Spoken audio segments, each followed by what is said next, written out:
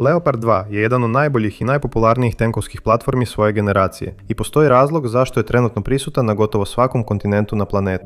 Međutim, također je stvarno star. Stariji je od filma Isijavanje. Stariji je od filma Carstvo uzvraća udarac, a ako možete vjerovati, ti su filmovi izašli iste godine kada je M1 Abrams uveden u službu. Njemačka je već prije shvatila da je samo pitanje vremena kada će Leopard 2 biti poražen u borbi. Ne nužno od stvarnog protivnika, nego jednostavno protokom vremena.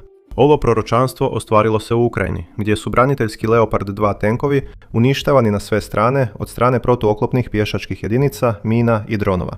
Kako bi zamijenila zastarjelu platformu i pripremila se za mogući budući sukob, Njemačka aktivno radi na Leopardu 3 mlađem, opasnijem, snažnijem i ukupno gledano smrtonosnijem nasljedniku legende. Ali privatni projekt pod nazivom Panther KF-51 razvija se u sjeni u isto vrijeme, ostavljajući srednjoeuropskim snagama brojne opcije za njihovu flotu tenkova u razvoju. Pa hajdemo o tome razgovarati, može? Leopard 2. Sada se cijela njemačka tenkovska sila sastoji od različitih varijanti Leoparda 2. Da budemo precizni, Njemačka u trenutku snimanja posjeduje 296 tih tenkova s narudžbom od 16 varijanti Leopard 2 A7A1 i 123 varijante A8, koje će, kada budu isporučene, činiti ukupnu borbenu silu od više od 230 Leoparda. To je puno tenkova, ali to zapravo čini samo 12% svih Leoparda 2 ikad proizvedenih, budući da je Njemačka tijekom vremena izgradila 3600 tih tenkova. Velika većina njih je naravno prodana nakon ujedinjenja Njemačke. Nakon što se SSSR povukao iz njemačkog dvorišta, više nije bilo potrebe za ogromnom borbenom silom u zemlji, a Njemačka je mogla slobodno prodavati svoj Leopard 2 po prilično sniženoj cijeni. Tako se tank proširio po cijelom svijetu i zato se trenutno koristi na svim kontinentima osim Afrike i Australije. Da je vjerojatno najbolji tank za uloženi novac ikada napravljen, što je više rezultat političkih okolnosti nego ičega drugog. Ali dok Njemačka planira zadržati ga u upotrebi još nekoliko desetljeća, također aktivno radi na njegovoj zamjeni. Leopard 2 je dizajniran da zamijeni Leopard 1 kao glavni borbeni tank zapadno-njemačke vojske 1970-ih, a u službu je ušao 1979. godine. Nakon toga postao je jedna od najprilagodljivijih tenkovskih platformi ikada. Ozbiljno, ako pogledate padajući izbornik na Wikipediji sa svim varijantama Leoparda 2 i stotinama modificiranih podvarijanti razvijenih za izvoz, popis je duži od broja banana koje bi vam trebale da okružite Leopard 2. Sve su varijante slične, s manjim razlikama tu i tamo, u koje nećemo ulaziti jer bi nam za to trebao video od sat vremena, a obećavam vam da to ne bi bilo baš zabavno. Ali cijela se obitelj može podijeliti u dvije podskupine na temelju svog oklopa. Leopard 2 teži između 55 i 66,6 tona i dugačak je između 9,97 i 10,7 metara, pri čemu novije varijante teže i veće zbog svog oklopa i većeg topa. Težina međutim ovdje nije važna, važno je kako je raspoređena. Sve varijante Leoparda 2, od osnovnog Leoparda 2 do varijante A4, imaju okomiti oklop kupole, a sve kasnije varijante imaju nakošeni oklop kupole. Možda se pitate, pa zašto je to važno, Simone? Pa nakošeni oklop je puno bolji u odbijanju projektila i zaštiti unutrašnjosti tenka. Najvažnije od svega, naravno, to je posada. Prepoznatljivi oklop u obliku strijele posebno je izražen na prednjem dijelu tenka, jer je to statistički dio tenka koji prima najviše pogodaka. Osim oklopa kupole, poboljšane su i bočne suknje, a tank može biti opremljen i kompozitnim oklopom koji pruža zaštitu od RPG-7 i sličnih protuoklopnih oružja. Osnovni oklop Leoparda 2 je višeslojna kombinacija čeličnih ploča i elastičnih materijala, koja može izdržati podkalibarske probojne granate kalibra 125 mm. Maksimalna debljina oklopa na ranijim modelima iznosi 80 cm, dok modeli A5 i kasniji gotovo udvostručuju tu vrijednost na 150 cm. Iako ove mjere treba uzeti s rezervom, nisu službene, već ih navode bivši i sadašnji članovi posade Leoparda 2 iz njemačke vojske. Kako bi se poboljšala preživljavanje, Leopard 2 je podijeljen u više odjeljaka. Svi mogući izvori požara i eksplozije, poput hidraulike i skladišta streljiva, premješteni su izvan prostora za posadu i smješteni iza vrata otpornog na eksploziju. Ovi odjeljci prekriveni su panelima za izbacivanje koji će u slučaju detonacije usmjeriti eksploziju dalje od posade. Međutim, ti reaktivni paneli ne prekrivaju cijeli tank, ali ih posade mogu instalirati ako si njihove zemlje to mogu priuštiti. Ukrajina je na primjer postavila eksplozivni reaktivni oklop na neke od Leopard 2 tenkova koje je dobila iz Njemačke i drugih zemalja, dok Turska postavlja vlastiti reaktivni oklop na svoje Leopard 2 tenkove. Unatoč svom impresivnom oklopu, Leopard 2 je daleko od nepobjedivog. Ovaj tank je dizajniran usred hladnog rata, kada su svi zapadno od željezne zavjese vjerovali da će u nekom trenutku morati odbiti sovjetsku invaziju. Zbog toga je bio posebno dizajniran za borbu tenkova protiv tenkova, ali to je ostavilo neke slabosti koje su pješačko protuoklopno oružje iskoristile. Godine 2008. danski Leopard 2 u Afganistanu naišao je na improviziranu eksplozivnu napravu, nakon čega je vozilo brzo postalo neupotrebljivo, a vozač je poginuo u tenku. Turska intervencija u Siriji možda je i najveći primjer ranjivosti Leoparda 2. U samo nekoliko tjedana, 3 turska Leoparda izgubljena su zbog protuoklopnih projektila, a broj zarobljenih, uništenih ili na drugi način onesposobljenih Leoparda popeo se na 10 do kraja prvog mjeseca borbi. Uglavnom su ih uništili pješački protuoklopni projektili i bombe u automobilima, a ne drugi tenkovi. Postoji nekoliko razloga zašto se to dogodilo. Prije svega, Turska je uvelike zloupotrijebila svoje tenkove i bezglavo krenula u borbu, što obično dovodi do potpunog neuspjeha u borbi. Osim toga, Leopard 2 ima i svoje nedostatke. Jedan od njih je činjenica da osnovne varijante nemaju aktivni zaštitni sustav koji bi pratio i obarao na dolazeće projektile. Njemačka sada ugrađuje aktivni zaštitni sustav na sve svoje Leoparde, a Turska nije imala APS ugrađen kada je ušla u Siriju. Drugo, Leopard 2 nema eksplozivni reaktivni oklop, koji uvelike pomaže u zaštiti od protuoklopnih projektila. Zapravo, najveća Ahilova peta Leoparda je činjenica da spremišta za streljivo u prednjem dijelu trupa, koje drže 27 granata, nemaju nikakvu reaktivnu zaštitu koja bi ih štitila. Ako dođe do povodka, svo streljivo unutra će eksplodirati, što će rezultirati potpunim uništenjem Leoparda 2.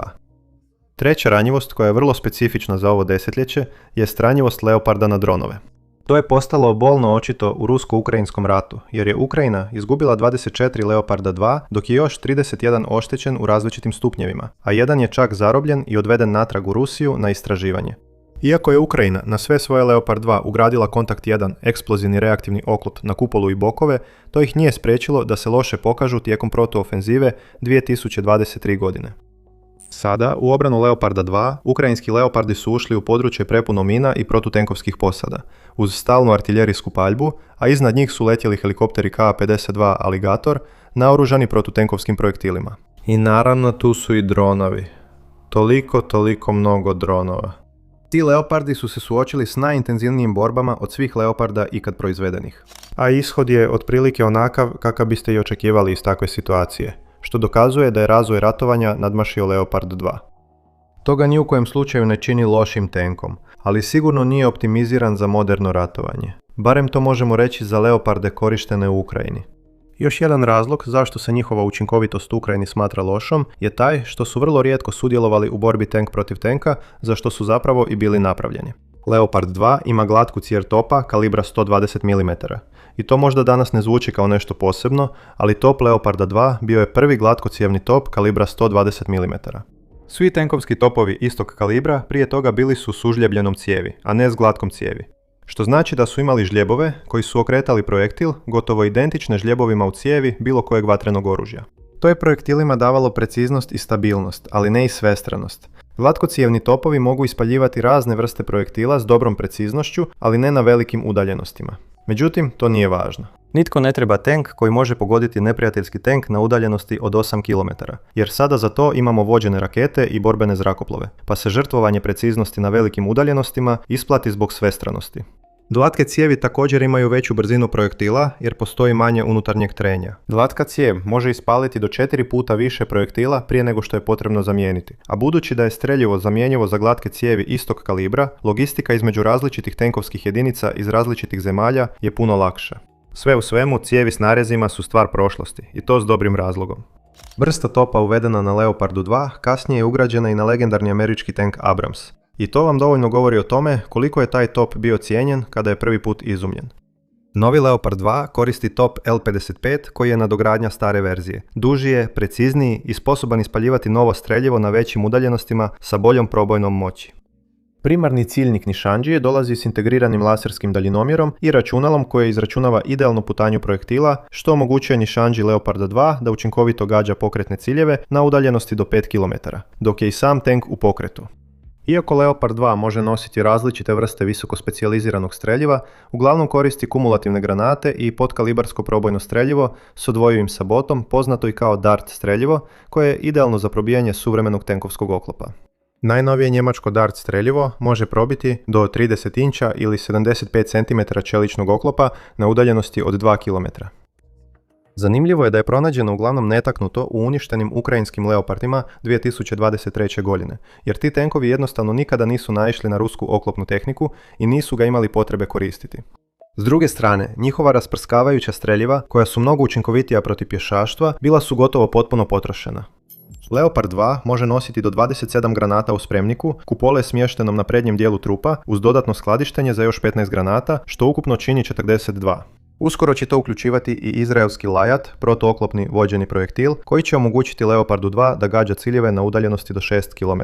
Osim glavnog topa, Leopard 2 koristi i dva mitraljeza kao svoja glavna oružja protiv pješaštva. Motor Leoparda 2 snage 1500 konjskih snaga omogućuje mu da na cesti postigne brzinu od 68 km/h, odnosno 42 milje na sat, te nevjerojatnu brzinu unatrag od 31 km/h, odnosno 19 milja na sat, što ga čini jednim od najbržih tenkova u vožnju natrag na svijetu. To je važno jer tenku treba puno vremena da se okrene, pa ako se mora brzo povući, Leopard 2 jednostavno može krenuti unatrag. Također je nevjerojatno tih. Prema ukrajinskim zapovjednicima tenkova, jedva je bučniji od kombija, a ruske snage bi čule Leopard 2 tek kada bi bio na oko. 200 metara od njihovih položaja. Za usporedbu, sovjetski tenkovi mogli su se čuti na više od 2 km udaljenosti. Leopard 2 je izuzetno pokretan i brz, ali mu definitivno nedostaje domet. Njegov maksimalni domet na cesti je 340 km, a izvan ceste 220 km. Za usporedbu, M1 Abrams i Challenger 2, oba tenka treće generacije, baš kao i Leopard 2, imaju domet na cesti od 420 i 550 km, a izvan ceste 200 i 250 km. To je zato što Leopard 2 može pohraniti samo oko 1200 litara goriva, dok njegovi američki i britanski pandani imaju prostora za između 1600 i 1900 litara. Leopard 2 je također vrlo žedan, troši 300 litara na 100 km, a ta potrošnja raste na 500 litara za vožnju izvan ceste. Međutim, to je zapravo na donjem kraju spektra potrošnje za njegovu generaciju tenkova, jer su i Challenger 2 i Abrams još gladniji, pa imajte to na umu svaki put kad se ljutite na svoju Corollu, što vam prebrzo prazni bankovni račun. Leopard 2 se naravno još razvija.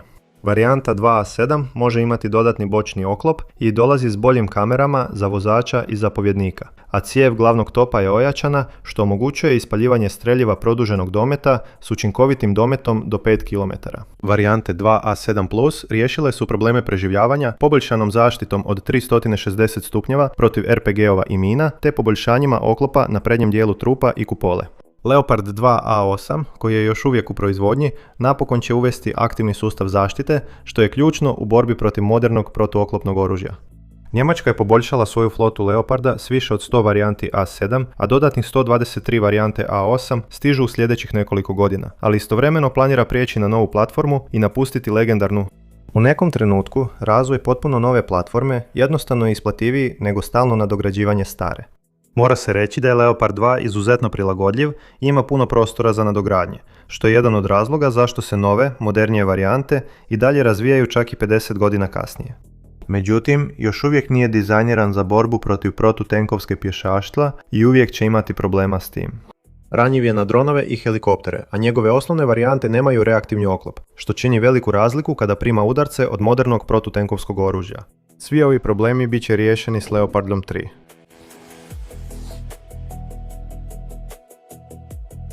Njemačka se trenutno nalazi u pomalo nezgodnoj situaciji, vidite. Njeni tenkovi nisu ravnopravni s ruskim Armatom, tenkom četvrte generacije, koji je po svim parametrima bolji. Kako bi se suprotstavila ovoj potencijalnoj prijetnji, Njemačka i Francuska su 2017. godine započele zajednički projekt pod nazivom Main Ground Combat System, u kojem dvije zemlje planiraju dizajnirati novi glavni borbeni tank koji će trajno zamijeniti i Leopard 2 i Leclerc MBT-ove. Postoji samo jedan problem. MGCS neće biti spreman do 2040. godine, a situacija u Europi se već neko vrijeme zahuktava, zar ne? Također je otvoreno pitanje hoće li projekt MGCS-a ikada uroditi plodom. I to kažemo zato što je još jedan zajednički francusko-njemački projekt, sustav budućeg borbenog zrakoplovstva u potpunom slobodnom padu zbog domaćih industrijskih problema svake zemlje. I u ovom trenutku zapravo bismo bili iznenađeni da ga vidimo ostvarenog. Posljedice te neugodne situacije mogle bi se preliti na glavni sustav kopnene borbe, budući da su projekti FCAS i MGCS bili povezani kao paket. Ali točne posljedice propasti FCAS-a tek treba vidjeti.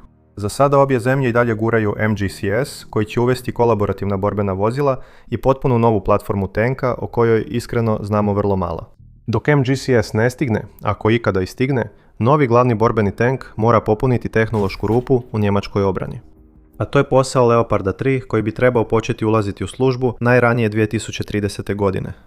Ovaj dizajn je ideološki nasljednik Leoparda 2A8, ali su napravljene velike promjene kako bi se platforma modernizirala. Sada, kada su službeni razvojni ugovori potpisani, vjerojatno ćemo u sljedećih nekoliko godina saznati više o tome. Prema onome što znamo, kupola i glavni top suočit će se s najvećim izazovima.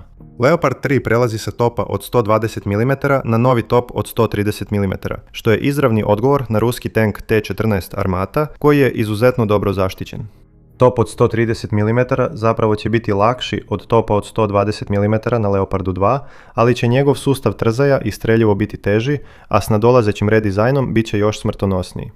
Brian Matalj trenutno redizajnira Dart streljivo s novim pogonskim gorivom i učinkovitijim penetratorom od Wolframa za probijanje oklopa. Leopard 3 također će moći ispaljivati visoko eksplozivno streljivo s eksplozijom u zraku, što je posebno korisno protiv pješaštva. Patrone od 130 mm bit će vrlo teške, svaka po 30 kg, što je više od 11 kg teže od trenutnih patrona od 120 mm, a bit će dugačke 1,3 metra. Povećanje kalibra rezultirat će povećanjem kinetičke energije za 50%, što bi omogućilo Leopardu 3 učinkovito gađanje na udaljenosti do 10 km. Leopard 3 također će imati vrhunski automatski sustav za prilagodbu na terenu, koji uzima u obzir svaki parametar pri pucanju, ne samo udaljenost i vremenske uvjete, već i istrošenost oružja, toplinski utjecaj koji stalna paljba ima na cijev i druge čimbenike. Možda ste tu nešto primijetili. Jedan metak teži 30 kg, što je prilično teško, zar ne? A s obzirom da Arnold Schwarzenegger nije Njemac, niti stane u tank, tko bi pobogu mogao stalno puniti tu stvar? Pa odgovor je da nitko neće, jer će top imati automatsko punjenje, što će omogućiti da se posada smanji s 4 na 3 člana. Veličina posade i automatske kupole su prilično osjetljiva tema među entuzijastima i profesionalcima za tenkove. Dodatni član posade može obavljati razne zadatke, ali je to i još jedna osoba o kojoj treba brinuti i za koju treba osigurati sve potrebno. Automatski punjači su brži od ljudi i općenito prave manje grešaka, ali kada pogriješe, to je često nešto toliko katastrofalno da se ne može popraviti na terenu, što u suštini izbacuje tank iz upotrebe. Uvođenje automatskog punjača donosi svoje izazove, a jedan od njih je kako zaštititi posadu od streljiva koje mora biti stalno blizu mehanizma za punjenje. Kako bi zaštitili posadu u slučaju eksplozije, posada Leoparda 3 bit će premještena u trup, koji će imati veću unutarnju zaštitu nego Leopard 2. Isto rješenje primijenjeno je na T-14 Armatu, sam tank, protiv kojeg je Leopard 3 i dizajniran, gdje je posada zaštićena unutarnjom oklopljenom kapsulom. Postavljanjem posade unutar trupa dolazi do malog povećanja visine trupa, iako je kupola zapravo niža, pa tank ima manju siluetu što ga čini težim za uočiti. Viši trup ima prostora za veći motor i druge sustave koji troše puno energije. Još jedan ključni evolucijski korak je uvođenje sustava aktivne zaštite. Leopard 3 će biti opremljen MUS sustavom koji detektira laserske, infracrvene i akustične signale i njihove izvore, nakon čega ih ometa. Ovo je najučinkovitiji način borbe protiv vođenog protuokopnog oružja. MUS sustav se sastoji od senzora, projektila, ometača i protuumjera, ali bi se mogao proširiti i na detekciju optičkih i protuelektroničkih uređaja, što je izravni odgovor na rat između Rusije i Ukrajine, gdje se dronovi i precizno navođena streljiva navode putem vlastitih elektrooptičkih senzora.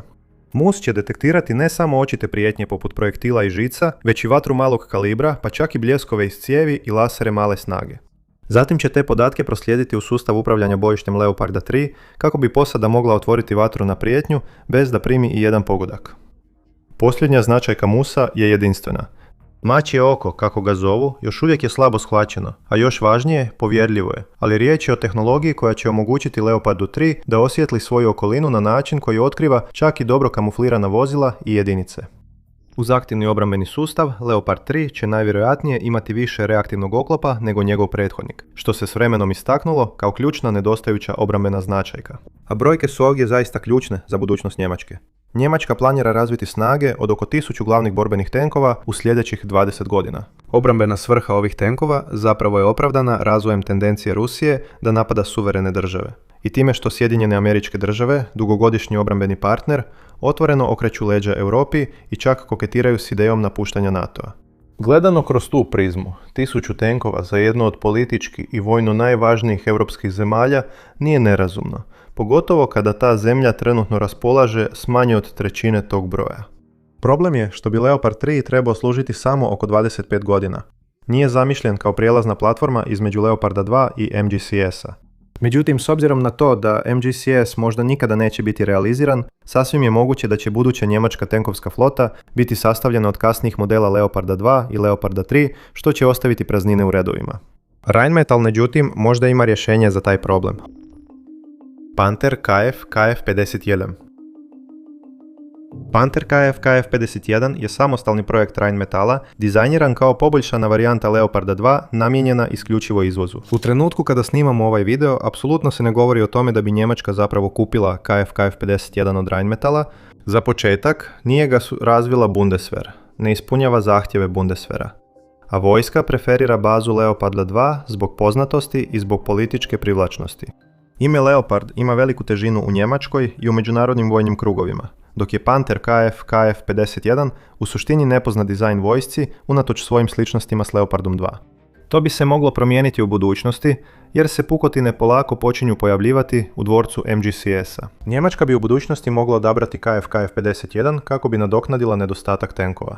Naravno, možda to nije baš ono što je željela ili čak blizu toga, ali vrlo je sličan i modelima Leopard 2 i 3, gotovo da premošćuje jaz između te dvije platforme. Tank će prvo biti predstavljen u Mađarskoj. Talijanski Leonardo, jedan od najvećih proizvođača obrambene industrije u zemlji, suproizvodit će tank zajedno s Ryanom Rheinmetallom, dok čizma oblikovani div planira proizvesti do 380 Panthera za razne uloge. Ukrajina se također pridružila Panther trendu s domaćim proizvodnim pogonom koji će početi proizvoditi Panther u narednim godinama. Razlog zašto se svima sviđa ovaj tank je taj što je u suštini poboljšani Leopard 2. Rheinmetall je uzeo A4 varijantu tanka, onu najrašireniju, i jednostavno poboljšao gotovo sve na njemu. Zbog toga su tenkovi otprilike iste veličine. Panther teži 59 tona, što je samo nekoliko tona više od A4, a nevjerojatno je da je samo 3 cm ili nešto više od 1 inča duži od A4 točno 10 metara. Ta dva tenka su također uglavnom slična, ali tu otprilike sličnosti prestaju. Panther će između ostalog imati potpuno isti top od 130 mm o kojem smo upravo govorili kad smo raspravljali o Leopardu 3 top. Je također automatski punjen. Panther će nositi 30 granata, a tijekom testnog gađanja 2022. godine postignuta je brzina paljbe od 3 granate u 16 sekundi. Za razliku od MG3, na Leopardu 2 strojnice kalibra 7,62 mm, Pantherova sekundarna strojnica je kalibra 12,7 mm i upravlja se putem daljinski upravljane oružne stanice. Ovu oružanu stanicu razvio je Rheinmetall i omogućit će operateru potpunu elevaciju, što im omogućuje suprotstavljanje nadolazećim dronovima. To također objašnjava zašto su se odlučili za snažniji kalibar. Kalibar 12,7 mm učinkovitiji je protiv dronova od 7,62 mm. Oružje Panthera omogućuje mnogo više modifikacija nego Leopard 2 i više nego što za sada znamo o Leopardu 3. Na primjer, jedan ili čak oba spremnika glavnog topa mogu se zamijeniti specijaliziranim oružanim modulima. Tijekom demonstracije 2022. godine, Rheinmetall je zamijenio jedan od spremnika četverostrukim lansirnim modulom za dron Hero 120 sa kruženjem iz UVisiona. Drugi spremnik je zamijenjen oružanim modulom koji nosi 30 novih bespilotnih letjelica, uključujući izviđačke kvadkoptere koji šalju podatke Pantheru, proširujući njegovo virtualno vidno polje. Ovo je jednostavno nemoguće s Leopardom 2A. Kad smo već kod Pantherovog vidnog polja, on dolazi opremljen najnovijim sustavima za upravljanje bojištem i kontrolu bespilotnih letjelica. Tenka će se uvelike oslanjati na vanjsku pomoć, točnije na informacije koje dolaze od bespilotnih zračnih i kopnenih vozila, slično kao program Low Wingman za zračne snage svijeta. Nišani koje koriste nišanđija, vozač i zapovjednik, također su poboljšani u svakom pogledu. Vidljivost od 360 stupnjeva, termalni nišani za rad danju i noću, sve to objedinjeno u AI sustavu koji će pomagati nišanđiji pri ciljanju, slično sustavima za gađanje koji se koriste na Leopardu 3. Nedostatak aktivnih i reaktivnih sustava zaštite na Leopardu 2 jedna je od najvećih mana tog tenka, a to je riješeno kod Panthera. Oklop Panthera ima 3 sloja. Unutarnji sloj čini čelična konstrukcija koja je prekrivena pločama od kompozitnog oklopa. Drugi sloj uključuje reaktivni oklop, dok treći sloj čini aktivni sustav zaštite. Ugradnja reaktivnog oklopa i aktivnog sustava zaštite kao standardnih značajki na Pantheru ovdje je ključna. Iako Leopard 2 također može imati reaktivne ploče i APS, one nisu dio standardnog paketa i zahtijevaju dosta posla kako bi se ugradile na tank. Točan APS je Rheinmetallov Strike Shield sustav koji je vrlo sličan navodnom Leopard 3 APS-u, pa se ovdje nećemo zadržavati na njemu. Isti sustav navodno je trenutno u upotrebi na Leopardima 2A4 singapurske vojske. Osim toga, prema Rheinmetallu, Panther bi u budućnosti mogao dobiti još jedan APS, namijenjen suzbijanju prijetnji s gornje strane, drugim riječima dronovi. Međutim, ovo je samo hard kill sustav aktivne zaštite. Panther će također koristiti MAST 2 sustav aktivne zaštite kao soft kill rješenje, što je isti sustav koji će se koristiti na Leopardu 3. Dakle, kada je riječ o naoružanju, oklopu, upravljanju bitkom i situacijskoj svijesti, Panther će najvjerojatnije poboljšati Leopard 2 u svakom pogledu. Ali što je s mobilnošću? Uostalom, to je najveća prednost Leoparda 2 u usporedbi s drugim tenkovima. Vjeruje se da će Panther imati identičan motor kao Leopard 2 s pogonskom jedinicom od 1500 konjskih snaga. S obzirom na to da će Panther također biti otprilike iste veličine, oblika i težine, moći će postići otprilike iste brzine, oko 70 km/h ili 43 milje na sat prema naprijed, te 30 km/h ili 19 milja na sat unatrag. Međutim, imat će znatno bolji doseg od oko 500 km vožnje po cesti, što je povećanje od 47% u odnosu na Leopard 2 koji ima doseg od 340 km. Sve u svemu, čini se da je Panther puno bolja verzija Leoparda 2. Nešto što bismo mogli nazvati Leopard 2.5 ako hoćete. Međutim, stvari u stvarnom životu nisu tako jednostavne niti crno-bele. A glavni razlog zašto je Ryan Rheinmetall želio izgraditi Panther bio je taj što su shvatili koliko je Leopard 2 dobar i popularan. Ali Rheinmetall nije imao prava na taj tank. Možda se pitate, pa zašto jednostavno ne izgrade vlastiti Leopard 2 i prodaju ga? Zapravo, tako smo i došli do KF-51. Stvar je u tome da to još uvijek nije dovršena platforma. Sigurno je dalje odmakao od Leoparda 3, ali definitivno još uvijek nije gotov proizvod.